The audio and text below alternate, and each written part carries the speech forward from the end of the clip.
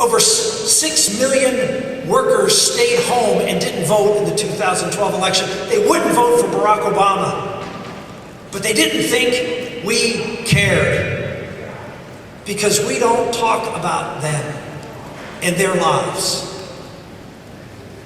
And it's not just about economics. Because you know what? The folks struggling in America, the people whose wages are stagnant, inflation's creeping away, but there's other things going on in their life too that's not getting ahead. You know what the Democrats are going to hit us with this fall? You know it's coming.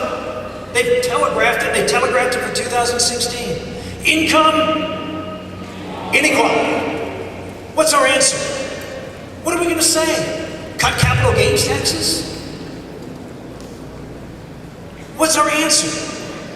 Well, let's look at their studies, because they actually did studies.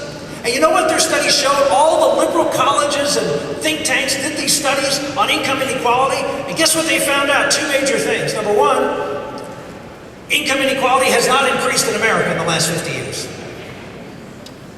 Number two, that doesn't mean that's good, because we've had a lot of income inequality, and we should be concerned about that. But what they found was the number one factor to determine whether people rise in society or not, it's not education. You know what it is? Marriage and family. Marriage and family.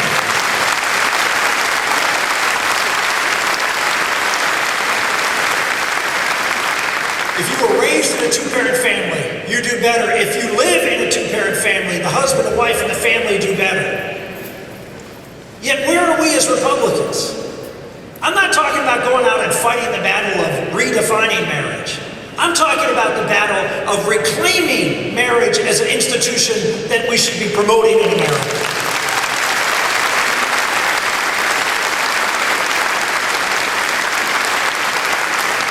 We have lost the marriage debate in America for one reason. Because during our watch, marriage has been redefined. Marriage is now, by most people's calibration, simply a romantic relationship between two people that the government affirms. Well, ladies and gentlemen, if that's all marriage is, then as far as I'm concerned, anybody should be able to get married. But that's not what marriage is. At least that's not what it used to be. Marriage used to be the union of a man and a woman for the purpose of coming together to have children, to raise the next generation, and give every child in America their birthright to be raised by their natural mother and natural father.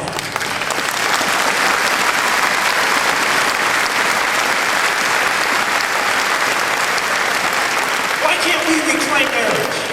Why can't we do what we do with a whole lots of other things? Everybody knows you shouldn't text and drive. Why do you know that? Because everybody in society says don't do it. You know you're not supposed to smoke. You know you're supposed to drink sugared beverages. None of those things have the health impact on children, on adults, that marriage does. We need to be campaigning on the public good of marriage, and we need to have policies that promote the two things I just talked about: work and marriage.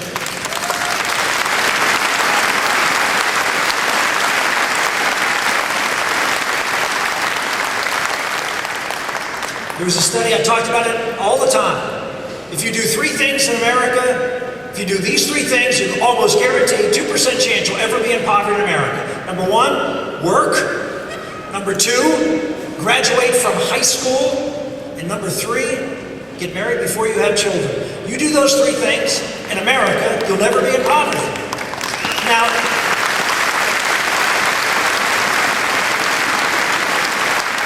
look at what the Obama administration is doing on work and marriage.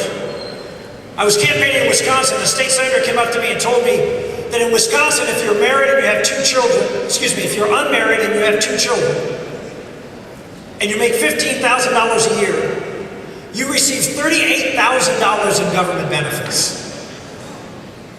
If you marry, you lose them all. Do you understand what that's not just Wisconsin, it's in every state. It's more in some states. You know what that means?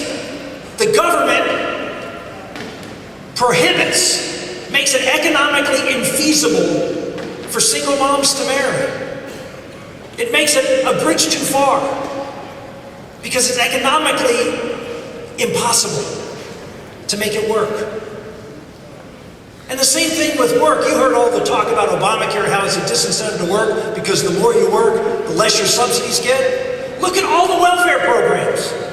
Every single one of them. The more you work, the lower your benefits get. We have a government right now that is fixated on keeping people unmarried and not working. And we have to be the party of work and marriage if we want to be successful, and if America is to be successful.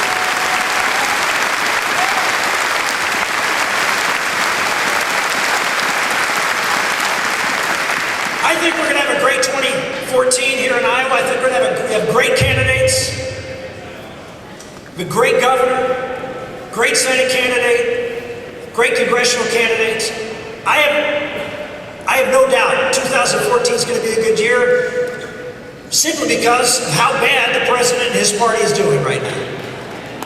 But you know what? And look, I understand why candidates and all of you want to go out and just bang the president. It's fun. I mean, it's fun.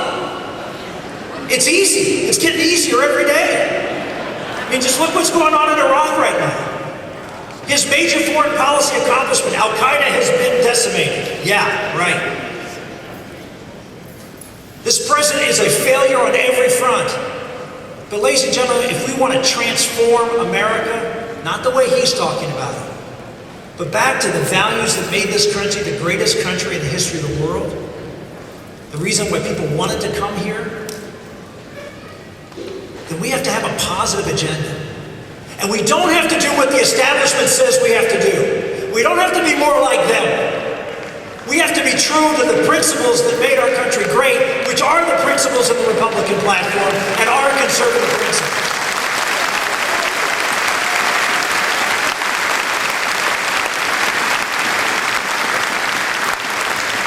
We don't have to compromise, in my opinion, on anything. Because what conservatism is simply this. What has worked. What we want is what we know has worked to create a great America. We don't have to go out and appeal to different interest groups because for diversity's sake. You want to appeal to recent immigrants? You know, almost all recent immigrants are working their way up the economic ladder. Almost all of them are in blue-collar or service-related jobs. You go out and start talking to them, not about immigration. We don't have to talk about immigration. If we do, you know what we should talk about? How immigration is suppressing their wages and keeping their wages down and not allowing them and their family the opportunity to rise in America. That's a message that hasn't said, well, you have to bring in 2.5 million people a year and give amnesty to 13 million people. It's a message that we as Republicans care about you as workers to keep your wages, to have your wages be family-sustaining wages, and undermining those, as the Democrats want to do, will simply do one thing: put you more on the government payroll, which makes you want to vote more like Democrats. And that is not what anybody wants. Ladies and gentlemen, we have a message for average working Americans. We are the party of average working Americans. We need to be that party, not just in theory, but we need to talk about it. We need to campaign on it. I had a meeting just this week with the Prime Minister of Australia, Tony Abbott. You know what he told me? He told me he campaigned, and the reason he was able to win as a conservative in Australia is he campaigned on blue-collar values, on working people values.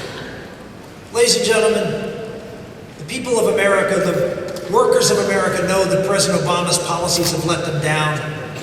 They just have to know that we care.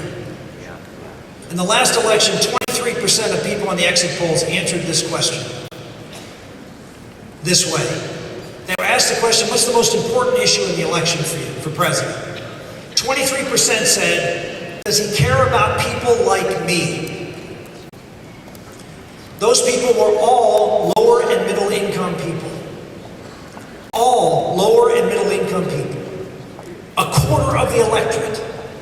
And you know what? Our candidate got 19% of those votes. I know you care about working Americans, because you are working Americans. But you need to demand your leaders to stop listening to the voices in the big cities who want to talk about capital gains and cuts for higher income individuals' taxes, and start talking about creating growth and opportunity for all working Americans. Then we will be a majority party, not just in Iowa, but across this country for a long, long time.